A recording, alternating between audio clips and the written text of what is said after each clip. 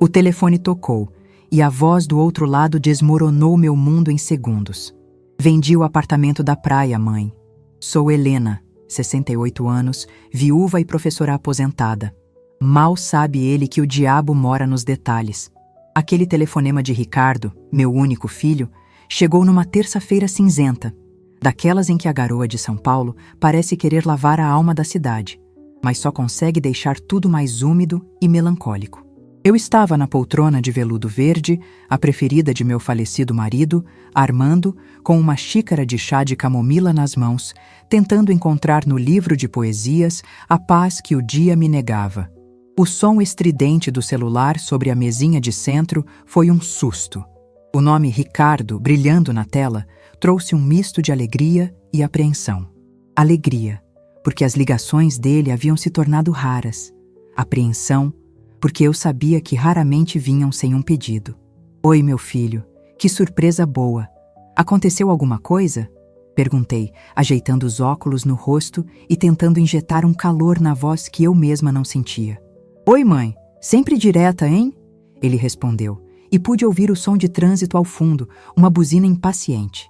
Ele estava na rua, provavelmente correndo como sempre. Não aconteceu nada. Quer dizer, mais ou menos. Tenho uma novidade. Na verdade, uma solução. A palavra solução, vinda de Ricardo, sempre foi sinônimo de problema. Desde a adolescência, sua vida era uma sequência de soluções criativas para dívidas de cartão de crédito, negócios que não davam certo e promessas de enriquecimento rápido que evaporavam como neblina na serra. Armando, com sua paciência de advogado e o coração de pai, sempre o socorria. Depois que meu marido se foi, essa tarefa ingrata caiu no meu colo. Que solução, Ricardo? Perguntei, meu coração começando a bater um pouco mais rápido. Senti um calafrio percorrer minha espinha, um pressentimento que só as mães conhecem. Então, mãe, sabe como eu andava apertado, né? Com aquela dívida do investimento que não deu certo. Ele fez uma pausa dramática, como se esperasse que eu o interrompesse com uma oferta de ajuda. Eu não o fiz. Aprendi com o tempo que meu silêncio era mais instrutivo que qualquer sermão. Ele continuou, o tom agora forçosamente animado. Resolvi, vendi o apartamento da praia, peguei um ótimo preço, consegui quitar tudo e ainda sobrou uma grana para investir em algo novo. Mais seguro dessa vez. A xícara de chá tremeu em minhas mãos. O ar fugiu dos meus pulmões. O barulho da rua, do outro lado da linha, pareceu distante, abafado, como se eu estivesse submersa em água. O apartamento. Não um apartamento. O apartamento. O refúgio em Santos, o primeiro grande bem que eu e Armando compramos juntos, 50 anos atrás, com o dinheiro suado de seu primeiro caso importante e das minhas aulas particulares. O lugar onde Ricardo deu seus primeiros passos na areia, onde comemoramos bodas de prata, onde a brisa do mar parecia levar embora todas as preocupações da cidade grande. Cada móvel, cada quadro na parede, cada concha que eu guardava numa caixa de madeira no parapeito da janela. Tudo era impregnado de memória. Era a materialização da minha história de amor com Armando. Você... O quê? Consegui sussurrar, a voz falha. E então ele riu. Uma risada curta, debochada, que foi como uma faca cravada no meu peito. Ah, qual é, mamãe? Você nem usa aquele lugar. Vive aí nesse apartamento enorme em São Paulo, mal sai de casa. O apartamento estava lá, pegando poeira e gerando despesa de condomínio. Foi um bom negócio. Pense nisso como um alívio para a senhora. Um alívio. A palavra ecoou na minha mente, carregada de um desrespeito tão profundo que me deixou sem fôlego. Ele não via as paredes que nos viram envelhecer juntos. Ele via despesa. Ele não via o lugar onde sua própria infância foi tecida com sol e sal. Ele via um ativo financeiro parado. Naquele momento, a dor da traição foi tão física que precisei me segurar no braço da poltrona para não desmaiar. Ele não havia apenas vendido um imóvel. Ele havia leiloado o meu passado, minhas memórias mais sagradas, para cobrir sua última imprudência. A humilhação de ser tratada como uma velha senil, incapaz de gerir os próprios bens e sentimentos, queimou em meu rosto. Senti as lágrimas subindo, mas as forcei a voltar. Chorar agora seria dar a ele a satisfação de me ver como a velhinha frágil que ele imaginava que eu era. Respirei fundo, 1, 2, 3 vezes, buscando no fundo da minha alma a compostura que Armando tanto admirava em mim. A professora Helena, a mulher que comandava salas de aula com 200 alunos apenas com a força do olhar, precisava ressurgir. Ricardo, comecei, e minha voz saiu surpreendentemente calma, quase fria. A dor deu lugar a uma clareza gelada. Entendo sua iniciativa, mas me diga uma coisa, meu filho. Fiz uma pausa, deixando o silêncio pesar na linha. Você verificou os documentos? Leu o contrato de compra e venda original? A escritura? Houve um silêncio do outro lado. Não o silêncio de quem pensa, mas o silêncio de quem é pego de surpresa. O som do trânsito parecia ter diminuído, ou talvez ele tivesse apenas parado de andar, chocado com a pergunta inesperada. Os documentos? Mãe, o comprador estava com um advogado. Eles resolveram tudo no cartório. Está tudo certo, tudo legal. Eu sou o único herdeiro. O apartamento estava no seu nome. Qual o problema? Um sorriso mínimo, quase imperceptível, curvou meus lábios. Um sorriso amargo, mas um sorriso. Ah, meu filho! Tão esperto para os negócios, tão displicente para os detalhes. Ele havia herdado a impulsividade, mas não a prudência de seu pai. Armando.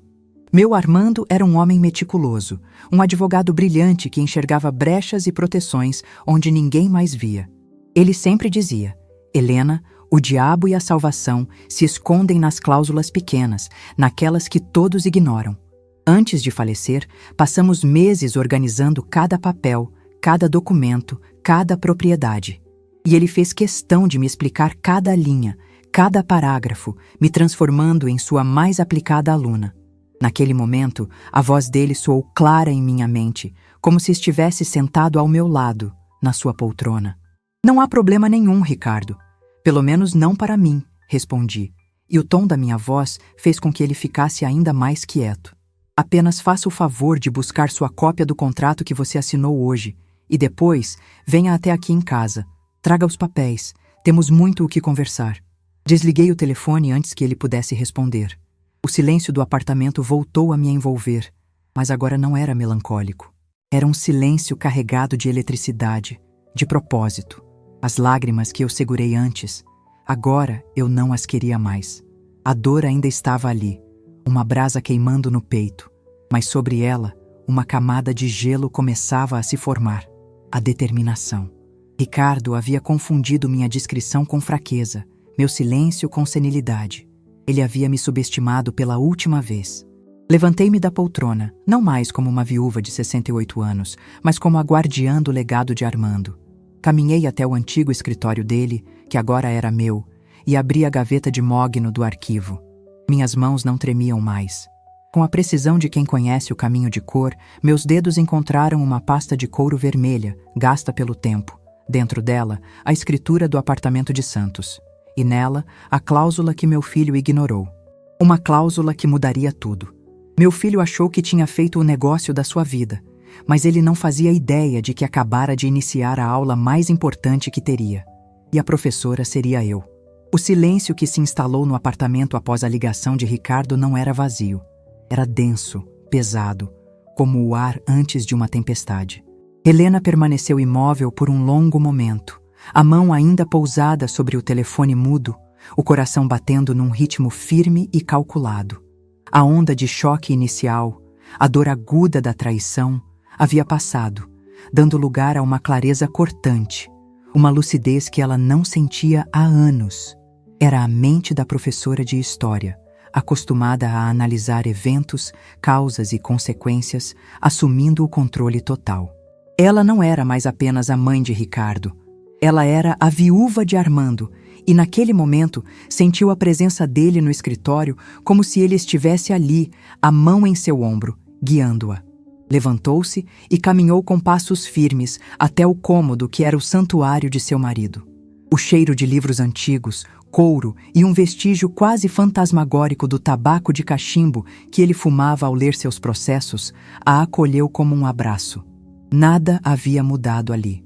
As estantes de mogno iam do chão ao teto, repletas não apenas de livros de direito, mas de filosofia, de história, de arte. Armando acreditava que para entender a lei era preciso, antes de tudo, entender a alma humana. Sobre a imponente mesa de carvalho, a pasta de couro vermelha parecia pulsar.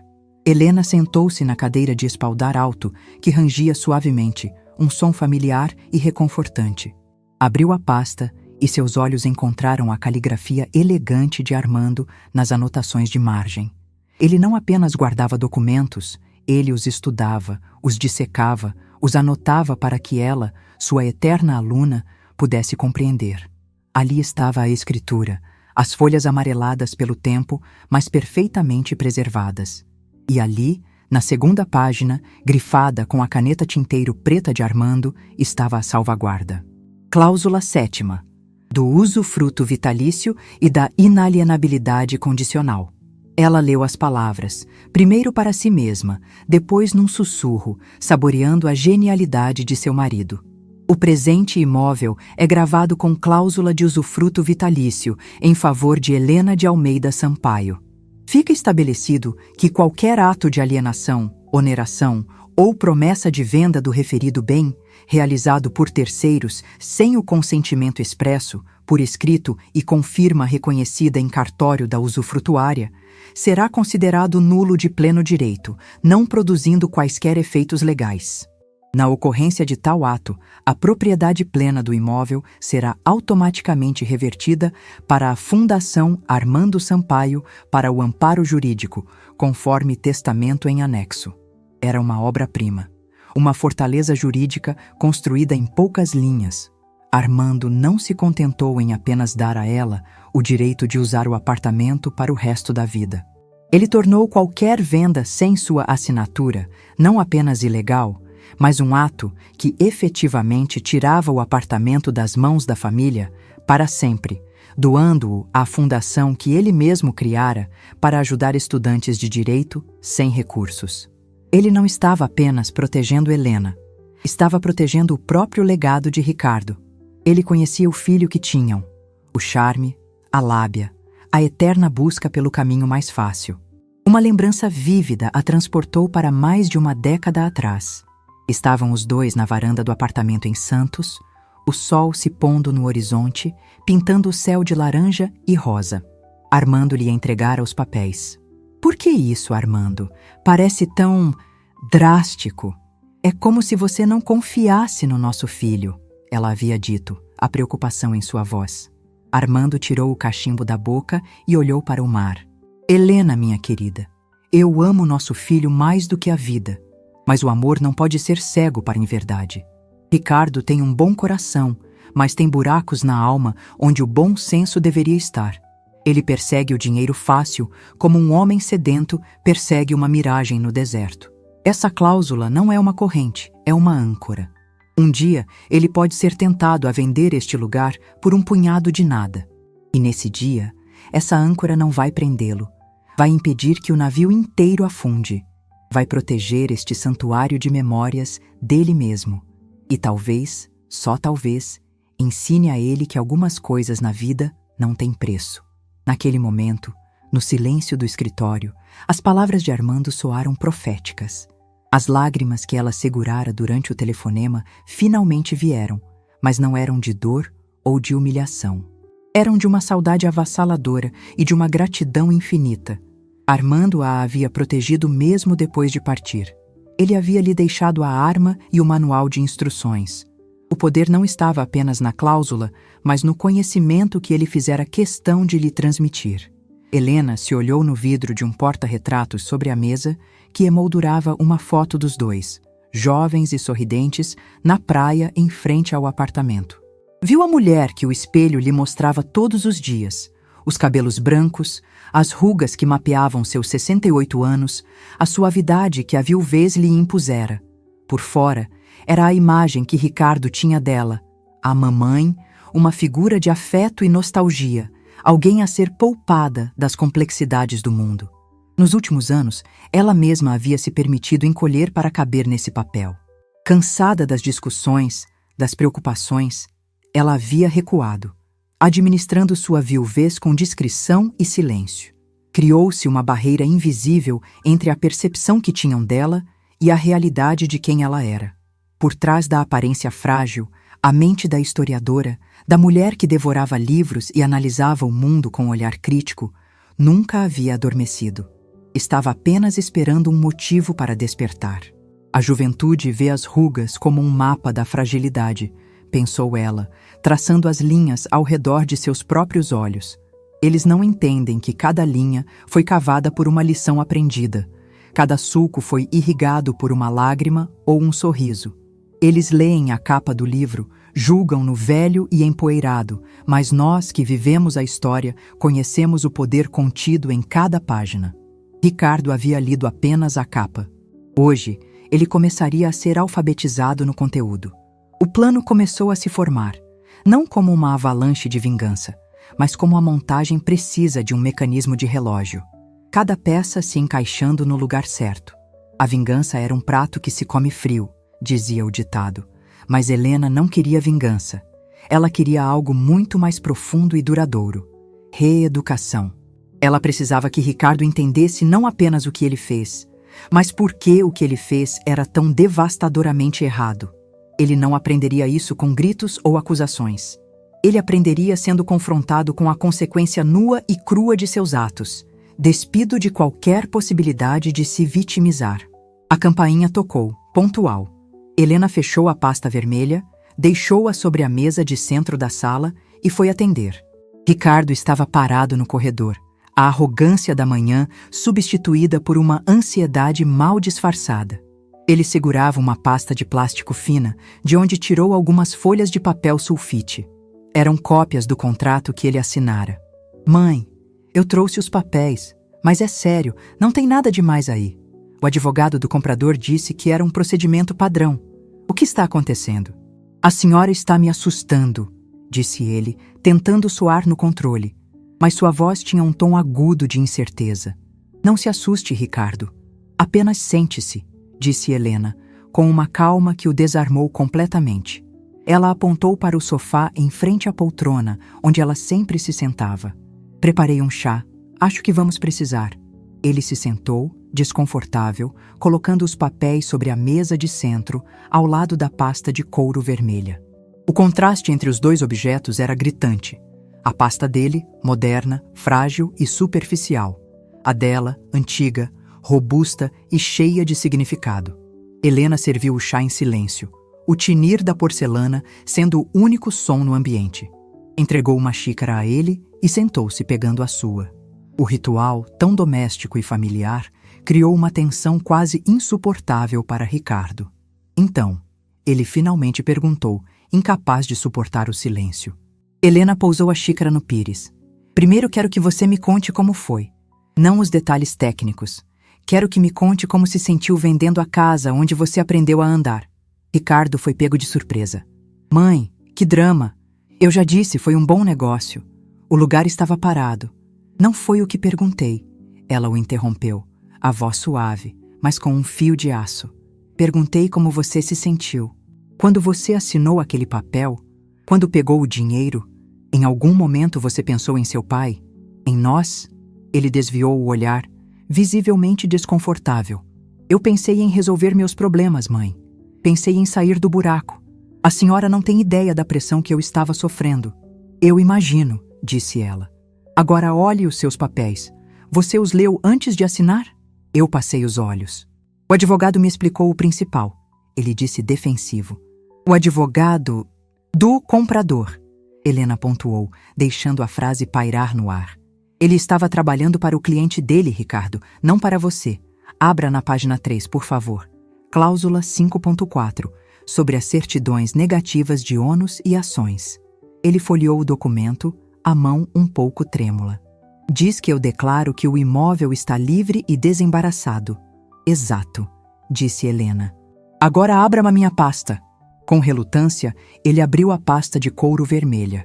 Viu a escritura original e, sobre ela, um documento mais recente do cartório de registro de imóveis, a averbação da cláusula de usufruto vitalício. Isso, disse Helena, apontando para o documento, é um ônus. Um ônus real, averbado na matrícula do imóvel. Ao declarar que o imóvel estava livre, você cometeu o crime de falsidade ideológica. Mas isso, acredite, é o menor dos seus problemas. Ela então, com a paciência de uma professora explicando a matéria mais complexa, mostrou a ele a cláusula 7ª. Ela leu em voz alta, cada palavra caindo sobre Ricardo como um golpe de martelo. O rosto dele foi perdendo a cor, passando de um tom rosado de irritação para um branco pálido de puro terror. A menção de nulo de pleno direito e reversão automática para a fundação fez com que ele parasse de respirar por um instante. Ele olhou para ela, os olhos arregalados, a boca entreaberta. O homem de negócios confiante havia se desintegrado, dando lugar a um menino assustado. Nulo? Reversão? Mãe? O que isso quer dizer? O dinheiro. Eu já usei parte dele para pagar o credor principal. Eu não tenho como devolver tudo. Mãe, o que a gente vai fazer? Helena tomou um gole longo e calmo de seu chá. O calor da porcelana em suas mãos era reconfortante, uma âncora na tempestade que acabara de criar. Ela o encarou, seus olhos não mostrando raiva, nem pena, apenas uma determinação inabalável. O momento da lição havia chegado. Primeiro, Ricardo, vamos corrigir sua frase, disse ela, a voz baixa, mas ressoando com um poder que ele jamais ouvira. Não existe agente. Existe você, que vendeu o que não era seu e assinou um documento fraudulento. Existe o comprador, que foi enganado. Existe o seu credor, que foi pago com dinheiro que não lhe pertence. E existe eu. Ela se inclinou para a frente, a intensidade de seu olhar prendendo-o no lugar. A partir de agora, você não vai mais buscar soluções fáceis. Você vai trilhar o caminho da consequência. E a primeira coisa que você vai fazer é ouvir exatamente o que eu disser. A sua redenção começa neste exato momento. E eu lhe garanto, meu filho, o preço será muito, muito alto. A declaração de Helena pairou no ar da sala, densa e irrevogável. O preço será muito, muito alto. Não era uma ameaça, Ricardo percebeu com um calafrio. Era uma sentença. O desespero borbulhou em seu peito, e seu primeiro instinto, aquele que o guiou por toda a vida, foi o de se defender, de se justificar, de manipular a situação até que a culpa se diluísse e ele pudesse, de alguma forma, sair como a vítima. Mãe, a senhora não entende. Eu estava encurralado. Eram agiotas. Eles me ameaçaram. Eu fiz isso para nos proteger. Ele começou, a voz ganhando um tom suplicante, os olhos buscando nela o porto seguro de sempre. Helena não se moveu. Seu olhar não vacilou. Ela esperou que ele terminasse sua torrente de desculpas, o silêncio dela sendo uma parede contra a qual as palavras dele se chocavam e caíam, inertes.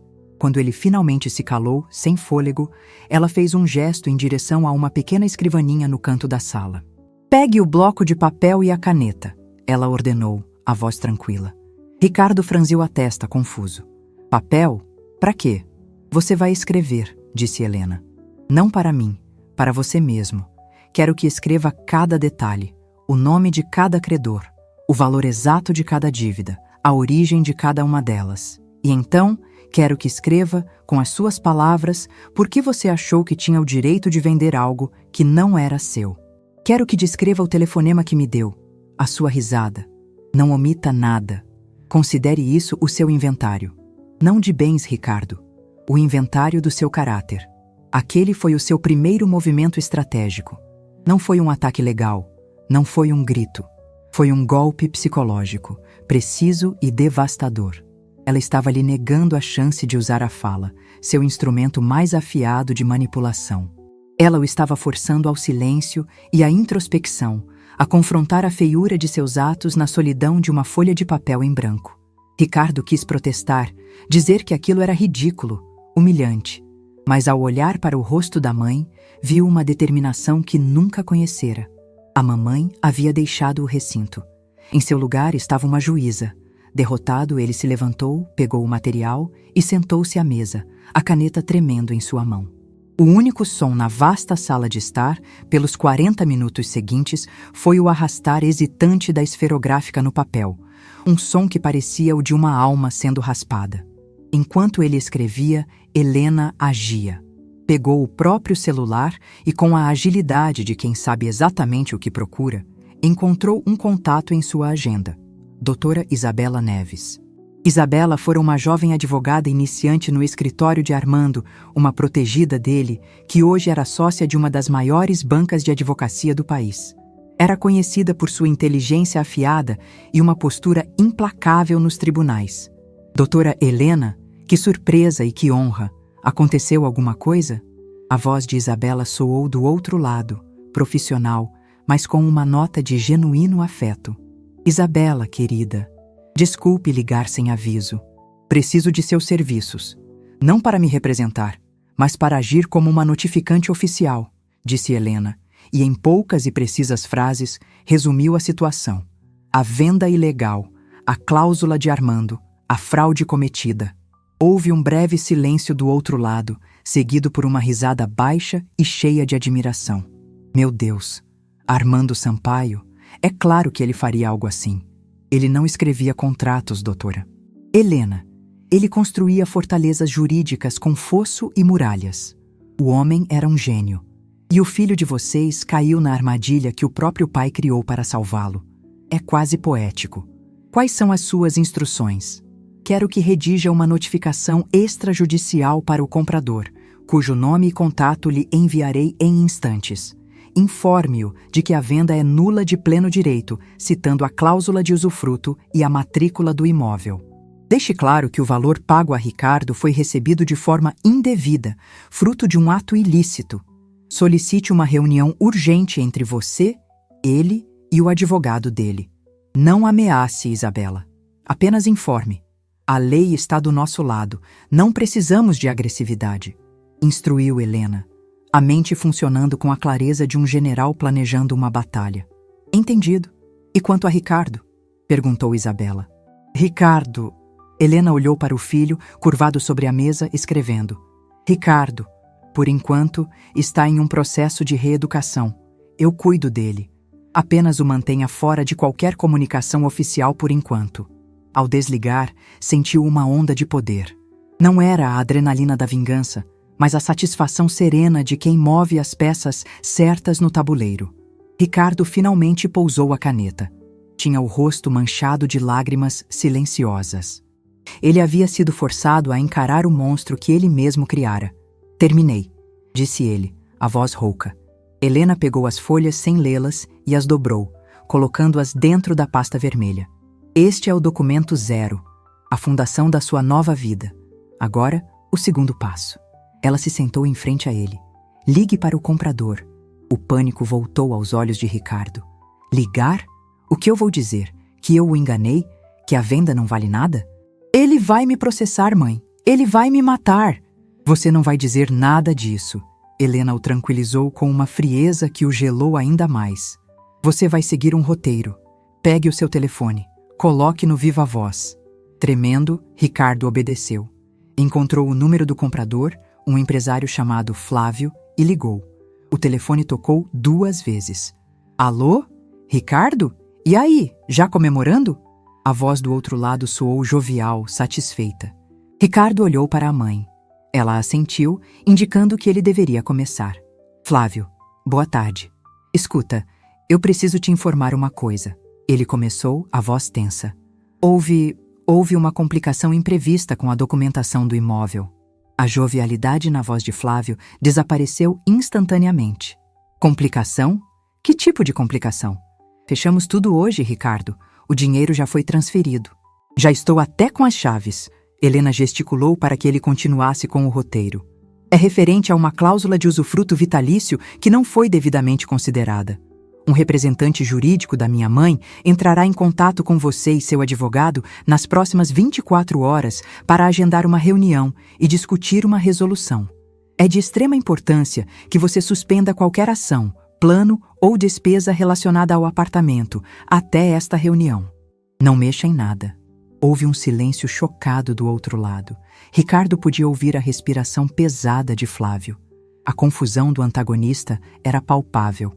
Usufruto? Representante jurídico? Que diabos está acontecendo, Ricardo? Você me disse que sua mãe era uma velhinha que nem ia mais para a praia. Isso é algum tipo de golpe? Você está tentando me extorquir mais dinheiro? Não é nada disso, Flávio. Apenas aguarde o contato.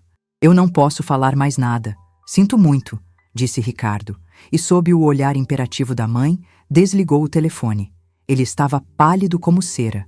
Ele está furioso. Mãe, que confusão é essa? Por que não contar a verdade de uma vez? Porque a verdade, Ricardo, não é algo que se joga ao vento. Ela se apresenta no momento certo, da maneira certa, explicou Helena. Agora ele não está com raiva de mim, a velhinha. Ele está com raiva de você.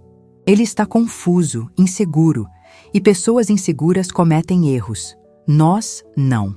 A precisão calculada das ações de Helena estava começando a desenhar um novo mapa de poder naquela sala. Ricardo não era mais o filho que dava as cartas. Ele era um peão num jogo que mal conseguia compreender. E a intensificação das jogadas estava apenas começando. Agora, continuou Helena, como se nada tivesse acontecido, vamos falar sobre o dinheiro. Onde ele está? Eu paguei a dívida principal, o agiota. Foi a maior parte, o resto está na minha conta de investimentos, confessou ele, em voz baixa. Mostre-me, ela ordenou. Ele pegou o celular novamente e, com dedos hesitantes, abriu o aplicativo do banco. Mostrou o extrato para ela. Helena analisou os números, a mente rápida fazendo os cálculos. Certo, essa quantia que sobrou será usada para reembolsar Flávio. Mas não é suficiente. Precisamos do restante, o dinheiro que você deu ao seu credor. É impossível, mãe. O cara sumiu. Ele não vai devolver um centavo, disse Ricardo, o desespero voltando. Eu sei que não vai, disse Helena calmamente. É por isso que você vai conseguir esse dinheiro de outra fonte. Sua fonte. O que você tem de valor, Ricardo? Ele ficou em silêncio. Eu não tenho nada. Só o meu carro. O seu carro? Repetiu Helena, o tom neutro. Era um belo carro esporte, importado, que ele exibia como um troféu, o símbolo de um sucesso que ele nunca de fato alcançou. Quanto ele vale? Ricardo engoliu em seco, finalmente entendendo aonde ela queria chegar. Aquele foi o momento pivotal. A névoa de confusão em sua mente se dissipou, revelando a dura e fria realidade de sua nova situação. Isso não era sobre consertar um erro legal. Era sobre penitência. Era uma cobrança pessoal. Não. O carro não. Mãe, por favor, é a única coisa que eu tenho. Eu trabalhei duro por ele.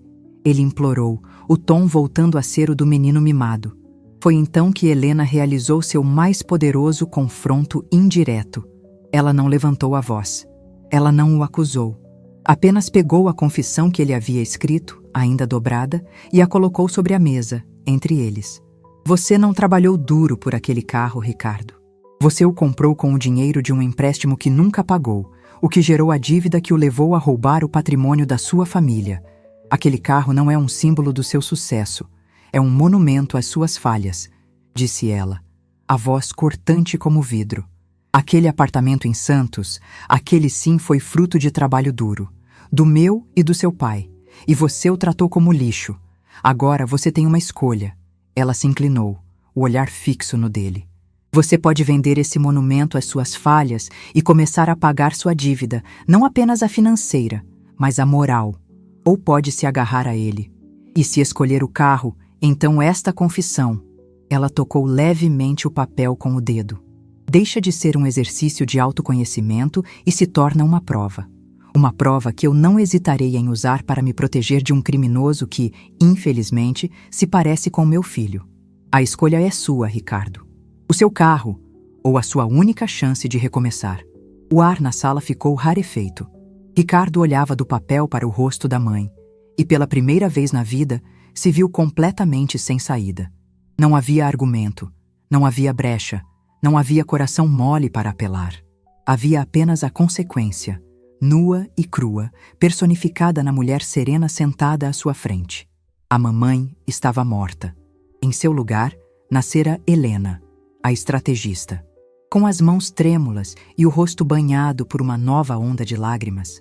Desta vez, não de autocomiseração, mas de pura e avassaladora derrota, Ricardo pegou o celular. Desbloqueou a tela, onde uma foto de seu reluzente carro esportivo brilhava como um deboche. Seus dedos pairaram sobre os aplicativos. Ele olhou uma última vez para a mãe, buscando um traço de hesitação, de pena. Não encontrou nada além de uma resolução tranquila. Com um suspiro que pareceu carregar o peso de uma vida inteira de erros, ele abriu o aplicativo de venda de veículos e começou a digitar o anúncio. Helena o observava, o coração apertado por um amor doloroso, mas o rosto uma máscara de impassibilidade. A primeira parcela está sendo paga, pensou ela. Mas a dívida da sua alma, meu filho, levará muito mais tempo para ser quitada. Os dias que se seguiram foram para Ricardo uma névoa de humilhação silenciosa. O anúncio de seu precioso carro esportivo foi respondido quase que imediatamente. Ele o vendeu por um preço bem abaixo do mercado, a urgência da situação minando qualquer poder de barganha. Ver o novo dono acelerar pela rua, levando embora o último símbolo de sua identidade forjada, foi como ter uma parte de si amputada. O dinheiro, transferido diretamente para uma nova conta conjunta, era um lembrete constante de que ele não tinha mais controle. Helena havia se tornado a administradora de sua penitência. Ele se movia pelo apartamento dela como um fantasma, respondendo a monossílabos, a arrogância substituída por um medo paralisante do próximo passo de sua mãe. A primeira consequência concreta havia sido paga, mas a verdadeira audiência ainda estava por vir. A reunião foi marcada para uma sexta-feira, no coração pulsante da Avenida Faria Lima. O escritório de advocacia da doutora Isabela Neves ocupava os 3 últimos andares de um arranha-céu de vidro e aço que parecia perfurar as nuvens. Ao saírem do elevador, Ricardo sentiu-se pequeno e inadequado. O ambiente exalava poder, mármore travertino, obras de arte contemporânea e um silêncio imponente que era quebrado apenas pelo som abafado dos telefones. Helena, por outro lado, caminhava com a postura ereta e a calma de uma rainha em seus próprios domínios. Vestia um tailleur de linho azul marinho, elegante e atemporal, o cabelo branco impecavelmente penteado. Ninguém ali a veria como uma velhinha. Foram conduzidos a uma sala de reuniões panorâmica, com uma vista deslumbrante da cidade. Doutora Isabela já os aguardava. Pouco depois, Flávio, o comprador, entrou acompanhado de seu advogado, um homem de meia-idade com um ar de superioridade chamado Dr. Moreira. A raiva de Flávio era uma aura quase visível ao seu redor. Ele lançou um olhar fulminante para Ricardo e um olhar de desprezo para Helena. "Vamos acabar logo com isso", disse Dr. Moreira, abrindo sua pasta de couro sobre a mesa polida. "Meu cliente, o Sr. Flávio, foi vítima de um ato fraudulento perpetrado pelo Sr. Ricardo Sampaio. A venda foi feita, o pagamento foi efetuado. A solução aqui é simples. A senhora Helena assina um termo de renúncia de seu direito de usufruto. Nós registramos a alteração e damos este lamentável episódio por encerrado. Qualquer outra coisa resultará em um processo criminal por estelionato." Flávio, incapaz de se conter, apontou um dedo na direção de Helena. "Olha aqui, minha senhora, com todo o respeito. Seu filho fez a besteira, mas a senhora vai consertar. Eu sei que a senhora nem pisa naquele apartamento. Não faz sentido criar caso por um capricho. Assina o papel, eu te dou até uma compensaçãozinha pela sua boa vontade, uns R$ 5.000, e esquecemos essa palhaçada. Do contrário, seu filhinho vai ter que se explicar para um juiz." Foi a tentativa frustrada de reverter a situação, o último suspiro da arrogância deles.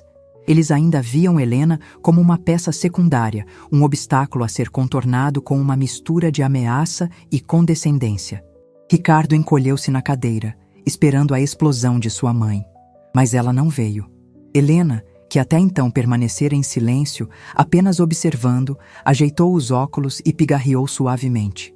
O som foi discreto, mas carregado de uma autoridade que fez todos na sala se calarem e olharem para ela.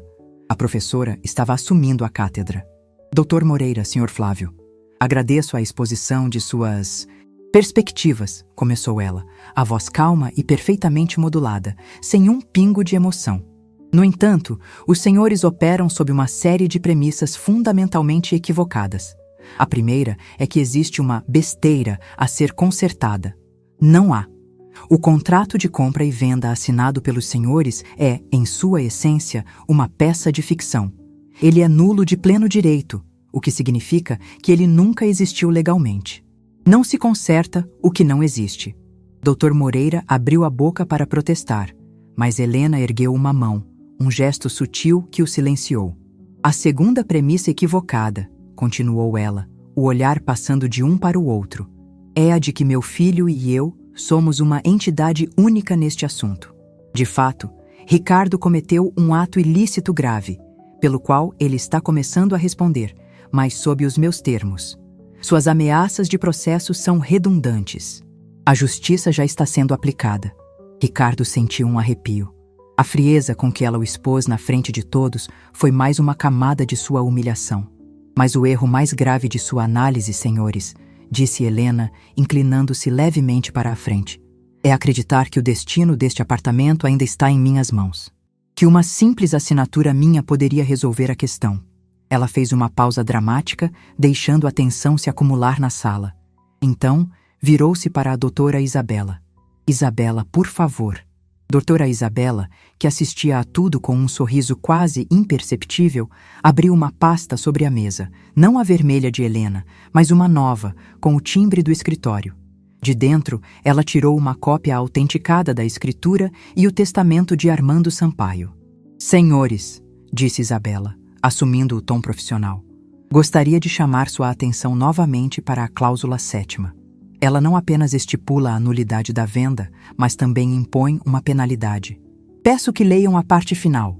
Na ocorrência de tal ato, a propriedade plena do imóvel será automaticamente revertida para a Fundação Armando Sampaio para o amparo jurídico. Isabela, então, apresentou a documentação da fundação, devidamente registrada, com seus estatutos e conselho diretor. A Fundação Armando Sampaio é uma entidade legalmente constituída, cujo propósito é financiar bolsas de estudo para jovens estudantes de direito. E, conforme os estatutos, a presidente vitalícia do conselho é a senhora Helena de Almeida Sampaio. A revelação completa do poder de Helena caiu na sala como uma bomba de silêncio. O choque no rosto de Flávio e de seu advogado era uma imagem de pura incredulidade. Eles não estavam lidando com uma velhinha apegada a uma casa de praia. Estavam lidando com a presidente de uma fundação, blindada por uma fortaleza jurídica criada por um dos advogados mais brilhantes de sua geração. Ricardo estava lívido, o queixo caído, os olhos vidrados. A realidade o atingiu com a força de um trem. Ele não havia apenas tentado vender o apartamento da mãe. Ele havia, com sua própria assinatura, doado irrevogavelmente sua herança para uma instituição de caridade. Ele perdera tudo. Isso é um absurdo! Um confisco! Gaguejou o Dr. Moreira, folheando os papéis, procurando desesperadamente por uma brecha que ele sabia que não encontraria. Não pode ser legal! Eu lhe garanto que é perfeitamente legal, doutor, disse Isabela com frieza. Foi registrado e averbado há mais de uma década. Portanto, a situação é a seguinte: o imóvel agora pertence à fundação. O seu cliente, Sr. Flávio, pagou uma quantia vultosa a um terceiro, o Sr. Ricardo, que não tinha direito de recebê-la. Sua única via legal é processar o Sr. Ricardo pessoalmente, um processo que pode levar anos e cujo sucesso de execução de bens é, como pode imaginar, incerto. O triunfo de Helena era silencioso, mas absoluto. Ela havia desarmado todas as ameaças, destruído todas as suposições. Agora, com os adversários encurralados e em choque, ela estabeleceria a nova dinâmica de poder. Contudo, disse Helena, e a sala inteira prendeu a respiração. Eu não tenho interesse em longas batalhas judiciais. Elas são custosas para todos. Eu prefiro soluções. Ela olhou diretamente para Flávio, cujo rosto estava vermelho de raiva e impotência. Eu lhe ofereço um acordo, uma solução limpa e imediata. Isabela deslizou um documento pela mesa. Um termo de acordo extrajudicial.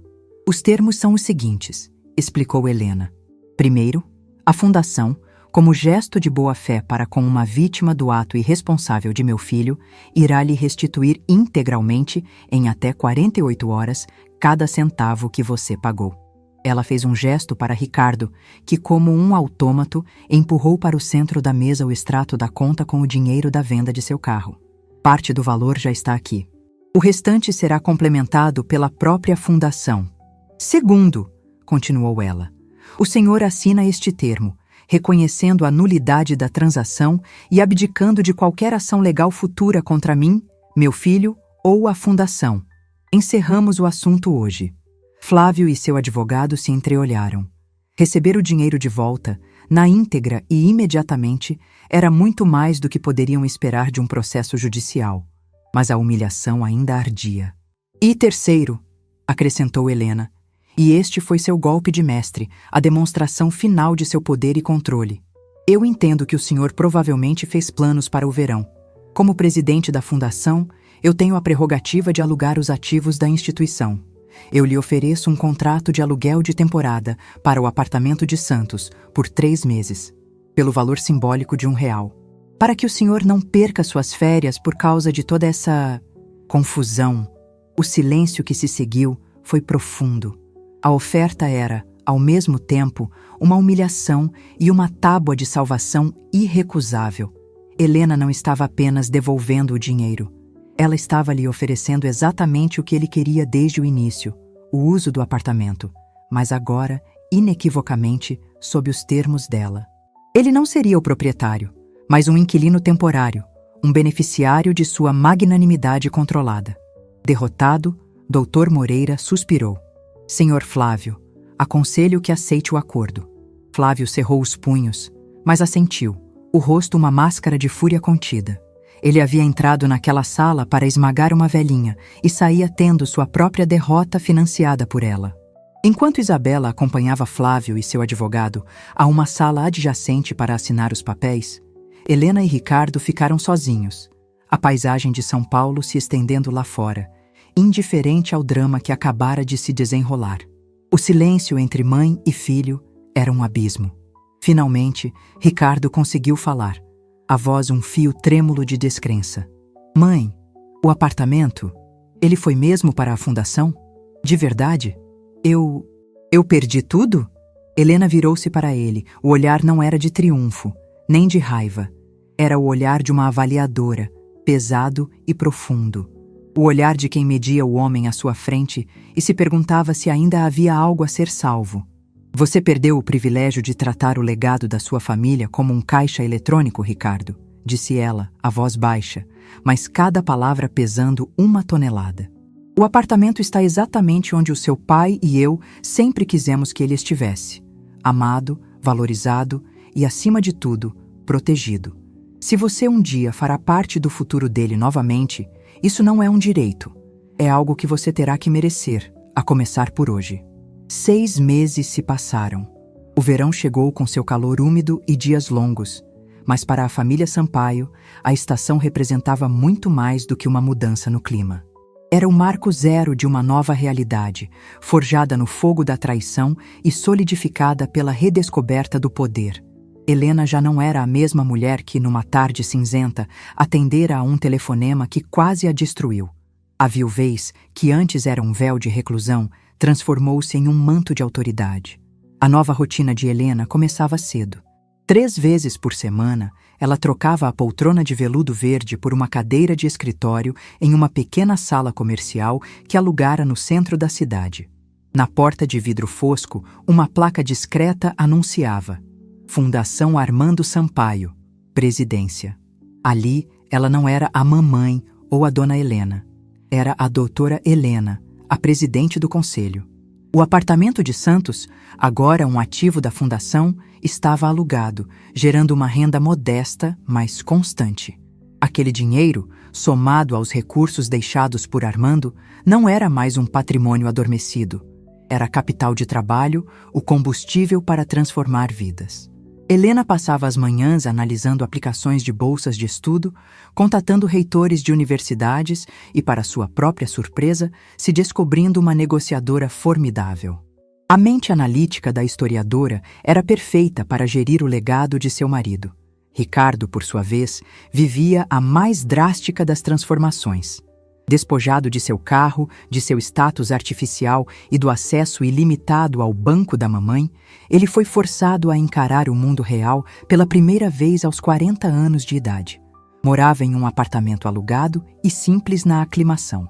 Trabalhava como assistente administrativo em uma empresa de logística, um emprego sem glamour, com horário fixo e um chefe que exigia pontualidade e resultados. Nos primeiros meses, o ressentimento o consumia.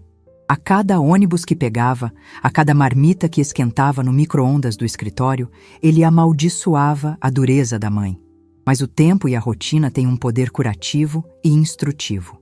Longe das distrações do dinheiro fácil, Ricardo começou a sentir algo novo: o peso e a dignidade do próprio esforço.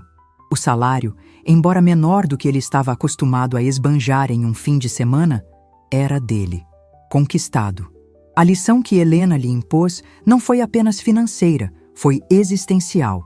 Ele estava aprendendo, tardiamente, a ser um homem. O reflexo dessa nova dinâmica era o almoço de domingo. O ritual foi mantido, mas o roteiro era outro. Ricardo não chegava mais com novas ideias mirabolantes de negócios ou com a mão estendida. Chegava pontualmente, trazia uma sobremesa e falava sobre seu trabalho, sobre os desafios de fechar o mês com o próprio salário. Ele não pedia, ele compartilhava. E Helena não dava sermões. Ela ouvia, oferecendo conselhos práticos com a mesma calma com que resolvera a crise do apartamento. A relação, antes baseada em dependência e decepção, começava a se reconstruir sobre os alicerces frágeis, porém promissores, do respeito mútuo. Numa tarde de sábado, Ricardo bateu à porta do escritório da fundação. Foi a primeira vez que ele esteve ali.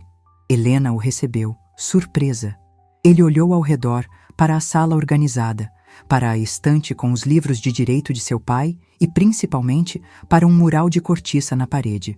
Ali, Helena havia afixado as fotos e as cartas de agradecimento dos 3 primeiros bolsistas da Fundação Armando Sampaio. Jovens de comunidades carentes, com sorrisos cheios de esperança, cujas mensalidades da Faculdade de Direito agora eram pagas pelo legado que ele quase destruiu. Os olhos de Ricardo se fixaram na foto de uma jovem negra, sorridente. Abaixo, um trecho de sua carta. Nunca imaginei que alguém acreditaria em mim. Agradeço ao anjo chamado Armando Sampaio e à sua guardiã, doutora Helena, por me darem a chance de sonhar em ser juíza. Naquele momento, a transformação de Ricardo se completou. As últimas muralhas de seu orgulho e ressentimento desabaram. As lágrimas que vieram não eram de autocomiseração, mas de uma compreensão profunda e dolorosa. Ele se virou para a mãe, a voz embargada. Eu entendi agora, mãe, disse ele, a voz baixa. Eu não perdi só um apartamento. Eu estava jogando fora o nome do pai, o seu respeito, a nossa história. Vendo o rosto desses jovens, eu finalmente entendi. O legado que o pai deixou não era o concreto na praia. Eram os valores que ele defendia. E o apartamento era só o instrumento. Um instrumento que eu usei como uma arma e que a senhora transformou em uma ferramenta para construir futuros. Helena sentiu o coração transbordar. Não de triunfo, mas de um alívio maternal que ela pensou que nunca mais sentiria. Ela se aproximou e, pela primeira vez em muito tempo, o abraçou. Um abraço de verdade, não o gesto protocolar dos almoços de domingo. Seu pai ficaria orgulhoso do homem que você está se tornando, Ricardo. A jornada é longa, mas você começou a caminhar. Na semana seguinte, Helena decidiu que precisava de um tempo para si. Pela primeira vez em anos, dirigiu até Santos. Ao abrir a porta do apartamento, o cheiro familiar de maresia e madeira a acolheu. O lugar estava impecavelmente limpo, mantido por uma diarista paga pela fundação, pronto para o próximo inquilino de temporada. Mas naquele fim de semana, a usufrutuária estava retomando seu posto. Ela caminhou lentamente pelos cômodos, tocando nos móveis, abrindo a caixa de conchas na janela, o coração sereno. O apartamento não parecia mais assombrado pela traição de Ricardo. Parecia purificado, rededicado a um propósito maior. À noite, sentou-se na varanda com uma taça de vinho e conversou com a memória de Armando, sob o céu estrelado. Você conseguiu, meu amor, sussurrou ela para a brisa do mar. Sua fortaleza jurídica não apenas protegeu nosso patrimônio, Ela me salvou. Eu estava encolhendo, Armando. Estava me tornando invisível dentro da minha própria vida, aceitando o papel coadjuvante que o mundo designa para as viúvas. Sua cláusula, sua genialidade, foi o seu último presente para mim. Não foi uma âncora, como você disse. Foi um mapa do tesouro. E o tesouro era eu mesma. A mulher que eu havia esquecido que podia ser. Ela refletiu sobre sua jornada. A dor, a raiva, a decisão fria de agir. Percebeu que o poder que ela empunhou não veio apenas dos papéis ou da lei. Veio de uma vida inteira de conhecimento acumulado, de resiliência silenciosa e de uma dignidade que ela se recusou a deixar que lhe tirassem. O mundo podia ver rugas e cabelos brancos, mas ela agora se via como uma fortaleza, construída com as lições de cada ano vivido. Seu legado de dignidade estava estabelecido e novos horizontes se abriam à sua frente. A fundação era apenas o começo. Talvez ela voltasse a dar aulas como professora convidada. Talvez fizesse aquela viagem à Grécia que sempre sonhara. Sua vida não era um epílogo. Era um novo e excitante capítulo que ela mesma estava escrevendo. O telefone tocou. Era Ricardo. Oi, mãe. Desculpe ligar a essa hora. Só queria contar. Fechei meu primeiro grande contrato na empresa hoje. Sozinho. Bati a meta do mês. É uma bobagem, eu sei, perto de tudo, mas... Não é uma bobagem, Ricardo, interrompeu Helena, um sorriso genuíno no rosto. É tudo. Parabéns, meu filho. Estou muito orgulhosa de você. A conversa foi curta, leve, normal. A mais normal que tiveram em anos. Ao desligar, Helena olhou para o mar, as ondas quebrando suavemente na areia. A transformação estava, enfim, completa. Não apenas a dela, mas a de todos. Ricardo estava se tornando o homem que seu pai sempre esperou que ele fosse. O apartamento, de um ninho de memórias, evoluíra para um farol de esperanças. E ela, Helena, de vítima silenciosa, ressurgira como a arquiteta de seu próprio destino. A brisa do mar trouxe uma sensação de paz infinita. Ela havia enfrentado a maior das traições e saíra do outro lado não apenas inteira, mas maior, mais forte, mais viva do que nunca.